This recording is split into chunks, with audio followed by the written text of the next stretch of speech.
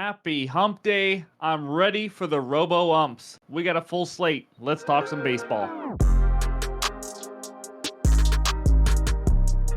What's going on, everyone? Welcome back in to another episode for Just a Bet Outside. I'm your host, Steven, and I'm not very happy because it was a rough, heartbreaking 1-3 day yesterday. We haven't had one of those days in a while. We'll talk about that in the bets recap in just a little bit. I'm glad I made only 3 of those bets half units, which is why I always preach bankroll management and stay away from parlays if you can, if you want to bet long term. So, anyways, we'll go over all those though, and you're going to hear me rant a little bit, but we have a Dinger Tuesday winner. Congrats to Mike G19 for hitting on Addison Barger at plus 870.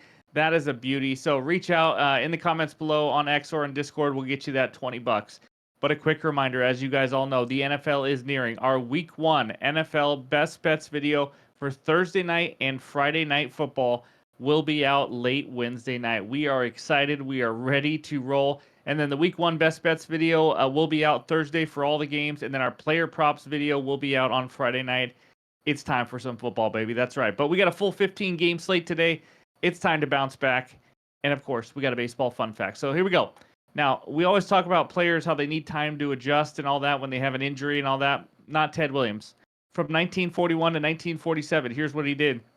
1941, he hit 406. 1942, he just won the Triple Crown. That's the leader in average RBIs and home runs. 1943 to 1945 was in World War II.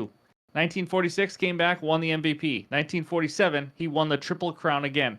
Some people are just built different. That's just how it is. But in this video, we're going to recap yesterday, and then we're going to go over our good and bad hitter matchups, the good pitcher strikeout matchups, and then we'll go over that full pitcher report and end it with the best bets in those hitter parlay ideas and show you the recap to finish it off. So hit that like button if you haven't already. Leave a comment below. Really helps this channel grow. And if you're new to the channel, hit that subscribe button as we talk NBA, MLB, and NFL. And we are now on our way to 28,000 subscribers 2 years into the channel. You guys are awesome. We appreciate it. So let's get it rolling. And that means it's recap time. All right, it's ranting time. Bets recap time. Here we go. 1-3, guys. Cubs team total over 2.5. I'm smiling and laughing because I just don't know what to say. It was just, some of this is just laughable. They had the bases loaded in the first, bases loaded in the second, first and second in the third, 0 runs, and then never scored again off this Pirates bullpen or anybody. I don't know what to tell you. That's baseball. You have to get the big hit, but they had the traffic, and then they slowed down at the end of the game. This one will make me not sleep tonight. Max Meyer under 4.5 Ks, half unit play. It's just a half unit. I can get over that, but that's not what it's about. This is why I'm ready for robo umps. These umpires are ridiculous. He went back out after almost 90 pitches, first of all, at 4Ks. So I thought we won. He came back out, unfortunately. And in the second batter, he had C.J. Abrams on a 2-2 count. I'm watching there, trying to cook dinner and watch the game at the same time. He throws a ball closer to his ankles than his knees, and they call it strike 3. Abrams throws his arms up, doesn't know what to do. That is strike 3. Next batter, home run, then he gets yanked. Again, robo ump, and we cashed this bet. So I went to a AAA game, baseball game, and right away they raise their hand and they want to challenge a pitch. And in 5 seconds, we know if it's a ball or a strike. We get the right call. There are billions of dollars being thrown into this sport. There needs to be something done. You cannot have terrible calls like this anymore. Just not in this day and age. That's just my little rant. Thanks for listening, guys. But anyways, it's not just because I lost, but it was a brutal call. Ryan Nelson under 2.5 earned runs. He got the job done to make it not an 0-4 day. And then Tanner Bybee under 17.5 outs. The Royals were having long at-bat after long at-bat. Unfortunately, they kept ending in an out.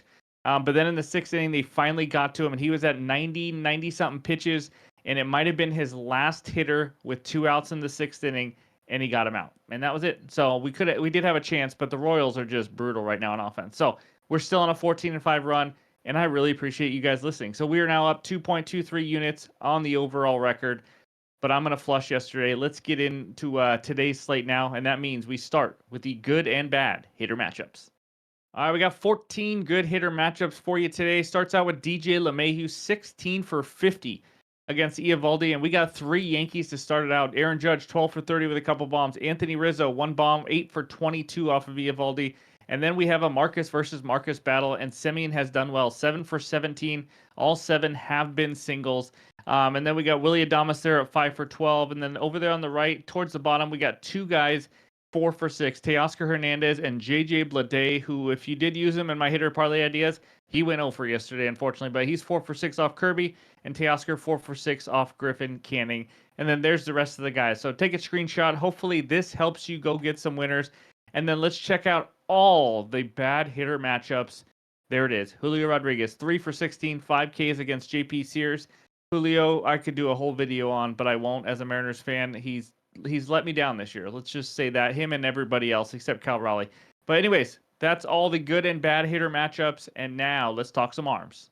All right, before we get to these pitcher strikeout matchups, I did forget to mention we ran out of time. The Who's on Fire segment that we do every single Wednesday, I'm pushing that back one day, so you'll see it in Wednesday night's video. I apologize for that, but we got 4 of these good pitcher strikeout matchups for you today. The first one starts out with Mr. Spaghetti Arrighetti. He's going up against the Cincinnati Reds. Reds, 10th highest K percentage versus righties the last 3 weeks, 23.7%. Obviously not super high, but it's decent enough because Spaghetti's been unreal. Overall in this season, 151 Ks and 124.1 innings. He does have a slightly lower K rate on the road, but still 26.8% compared to 29.5 at home. But if you have not been following this man, holy smokes. Mama, there goes that man. He has 11 plus Ks in 3 of his last 5. That's right, 11 plus Ks. 11, 6, and 13 in his last 3 road starts. This guy is absolutely dealing. What a turnaround he has had this year. Second one, Uncle Charlie Morton, the 62-year-old Colorado Rockies' 3rd highest K percentage versus righties the last 3 weeks at almost 27%. And then Charlie Morton, 140 Ks and 137.1 innings. We've talked about this before. The Rockies strike out even more on the road. And on the road versus righties since August 1st, 30.5%, the highest in the league. Morton, 6 plus Ks in 5 of his last 6 starts. Really impressive what he is doing at his age, honestly. He's been very good. He has similar home road K splits, 23% at home, 25.1% on the road. He has not faced the Rockies this season. So that's page 1. Now let's check out the final 2 matchups. And we got the lefty Shota Imanaga of the Cubs going up against the Pirates. Pirates, the number 1 highest K percentage versus lefties last 3 weeks, like we've talked about before, 35.2%. Imanaga, 148 Ks and 146.1 innings. He had 7 Ks versus the Pirates back on May 13th. He has a much better K rate at home, 29% compared to on the road, 20.8%. Also has a better walk rate. 5 of the last 6 lefties. This is crazy. 5 of the last 6 lefties to face the Pirates have 8 or more Ks. That's a lot of Ks. And those 5 starting pitchers, I wanted to list those for you that had those 8 plus Ks. Matthew Boyd, Nick Lodolo, Andrew Heaney, Cody Bradford, and Martin Perez. We are not talking elite strikeout guys at all. The fourth one, Sonny Gray at the Brewers. Brewers, 7th highest K percentage versus righties last 3 weeks. Kind of a surprise. They're not usually up here, but 24.3%. Gray, we know he's been solid most of the year, but at least with strikeouts, 179 Ks and 147.2 innings.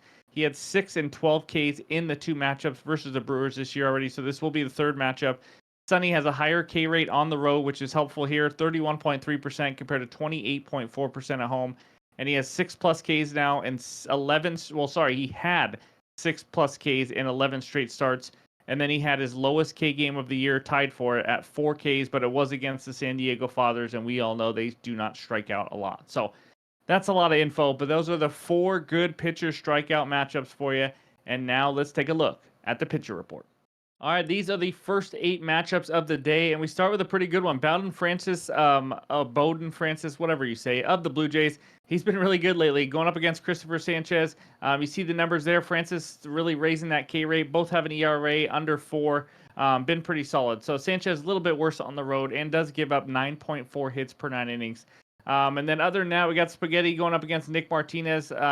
Honestly, Spaghetti's been really good. You see a 4.63 ERA. Some of that is because he started out really slow, but he's really picked it up, that's for sure. Then we see Gore, who's been kind of okay lately, but not that great. And then so on and so on. That Minnesota Rays game, I mean, I think it's 2 bullpen guys.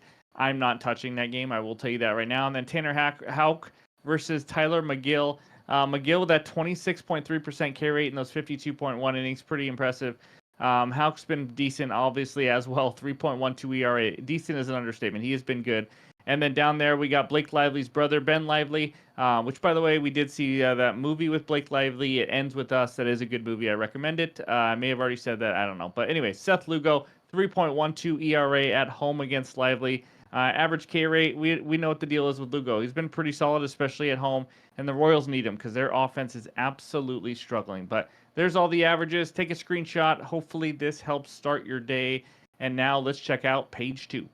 All right, we start out with Imanaga of the Cubbies. He is at home going up against that stud TBD for the Pirates. Like we've already talked about, Imanaga been good at home. Sonny Gray versus Colin Ray. That kind of rhymed. Ray 5.09 expected ERA, due for some negative regression. Marcus Stroman versus Nathan Eovaldi. I've not been impressed by Stroman at all. He's been really struggling lately. Eovaldi, he is who he is. 3.5, 4 ERA type guy, decent strikeout guy as well. Griffin Canning is absolutely awful. We're going to talk about that later. George Kirby, who has struggled mightily. He struggled mightily in August. It was bad. Going up against JP Sears as the Mariners just try to start winning games and stringing wins together, but they're struggling. Yu Darvish, he's back. It's about time. He has not pitched in a while, so just be sure to check his pitch count and all the news that you hear about how much he's going to throw and all that, because I'm sure it will not be going deep into the game. Going up against Montero, who has mightily struggled. And then Zach Gallen, who has been very inconsistent this year compared to years past, going up against this Giants' favorite pitcher the night before of TBD. So that's all 15 matchups for the pitcher report. And now it is time for the best bets. All right, before we get into this first best bet, I got to remind you about our partner, KALSHI. It is an incredible app, federally regulated in all 50 states, and you can bet on all world events. It is awesome. You can buy, sell contracts like the stock market, but things that actually interest you. The link is below to go join. First 500 people to get a $20 bonus credit. Me and Ryan have been having a ton of fun. I've been winning a lot of money on weather. I'm just going to say that. But anyways, go check that out. But this first best bet takes us out to LA, where the Angels host the other LA team, the Dodgers. Dodgers money line minus 205. Angels on the money line plus 170 with a total of 9.5 runs. And you already know where I'm going, but it's a little different. Dodgers team total over 2.5 runs in the first 5 innings at minus 130 on DraftKings for 1 unit. So it's not the full game, it's the first 5 innings. The other option was 5.5 runs in the full game. I love getting 2.5 for only needing 3 after 5 innings. So if you want to go 5.5, I don't mind that. If obviously you're going to hear what I have to say and you can make that decision. But I love the 2.5 first 5, especially when you're reading other lines. Griffin Canning's lines and other odds. The outs prop for him is at 15.5, juice to the under. So the books are saying, hey, he's probably going to go 5 or less innings here. And his earned runs line is set at 3.5. I only need over 2.5 in the Dodgers. So we're getting a nice discount here. Dodgers offense, if you don't know, now you know. They have now scored 6+ runs in 10 of their last 13 games. Absolutely insane. 6 runs is like a week for the Mariners, but they just do it every game. They are top 5 in all offensive categories. I mean, number 1 in slugging. They're just crushing the ball. I don't need to go over all that because they're just crushing it. You guys know it. They have a very deep lineup now that they're healthy, and they are facing Griffin Hot Canning. I don't know what that meant. He is a hot garbage can. Anyways, he has a rough season. Over 5 ERA this year. He's given up 3+ runs in 4 of his last 6 starts. I'm going to try to not bash him too much because when I do that, bad things happen. He's given up 3 earned runs in his last start to Detroit in 5 innings. He does not miss many bats, a below average walk rate. He does struggle versus lefties a little bit. 275 average, 482 slugging to lefties. They got some guys named Freddie Freeman, Shohei Ohtani, and such. Dodgers offense versus Griffin Canning. Honestly, I could have probably just said that and you guys would be on board. Sign me up for just an unbelievable showing with what the Dodgers are doing right now. To score 6+ runs that many times, that is not easy to do. I think they get to him early and often. If you can only go over 5.5, I do still like that. I think they score quite a few runs here. Obviously, 9 guaranteed at bats as the road team. So give me the Dodgers team total over 2.5 runs in the first 5 innings as my first best bet. All right, this second best bet is a 2-leg alternate line parlay, and we are doing some team totals again. Give me the Padres and the D-backs team total over 2.5 runs each. I know it's separate games, just so you know it's not the same game. Minus 133 on DraftKings for 1 unit. Yes, it's juicy, but the odds should be way higher in my opinion. And real quick, you're going to see me break down who the Diamondbacks are facing in the Giants pitcher. I had TBD on the pitcher report. It is actually Hayden Birdsong. He was named later after we did that part earlier in the evening. So just want to point that out. That's why he's not on there. But anyways, now we have 2 of the top 5 offenses that only need 3+ runs against 2 rookie starting pitchers. So let's talk about it. First, the Fathers. Offense versus righties in the last 3 weeks. 5th best WRC+, 3rd best batting average and on-base percentage. The 8th highest walk, which is helpful versus Kiter Montero, as we'll talk about. 9th best slugging. Tatis is back now. I mean, this offense, we know they're probably a top 5 overall offense right now. and now they're facing Kiter Montero of the Tigers. He was awful to start his season and career, but he has been a little bit better lately. He still doesn't miss a lot of bats. 11 of 12 starts are 5 or less Ks. He is now facing maybe the hardest team to strike out in the major leagues in the Padres. And he's struggling with his command. Like we said, the Padres can walk, and his command has not been great. 2+ walks in 4 straight, 3+ walks in 2 of his last 4. He has gone 5 innings in 4 straight starts. He had a good outing versus the Yankees, which is a weird game as an early day game and all that. But the other 3 starts, they weren't great offenses. The Giants, the White Sox, and the Angels, maybe the 3 worst offenses versus righties in the majors. I think the Padres score 3 off him pretty easily against him and the Tigers bullpen. If they only have 2, I have no problem with them needing 1 more off the bullpen at all. So give me the Padres to score 3+ runs, which is, by the way, something they have done in 13 of their last 15 games. Now, the next elite offense is the D-backs team total over 2.5. Offense versus righties in the last 3 weeks for this team, number 1 in WRC plus, second best batting average, third best slugging, fifth best ISO power, the number 1 walk rate in the MLB. Not only are they smacking the ball all over the field, they are also walking. I mean, it is really tough to keep these guys off the bases. And by the way, that walk rate, the number 1 in the league, 11.7%. And that is absolutely huge as they face a starting pitcher in Birdsong. That's right. What a name. He has 3+ walks in 4 of his last 5 starts. His command has been horrendous. He's a young rookie, like we've talked about. He has given up 5+ earned runs in 3 of his last 5 starts. His 2 good starts were the Mariners and the Oakland A's. So just saying, he's been a little bit better at home, but in his last home start, he still gave up 5 earned runs, got hit all over, and walked a lot of guys. That was against the Detroit Tigers. So he's been decent at missing bats. He has 5 or 6 Ks in 4 straight, getting some whiffs, but nothing special there. This is going to be his toughest matchup today. Arizona has now scored 3+ runs in 13 of their last 15. I mean, they are rolling. 3+ runs has been nothing for this team.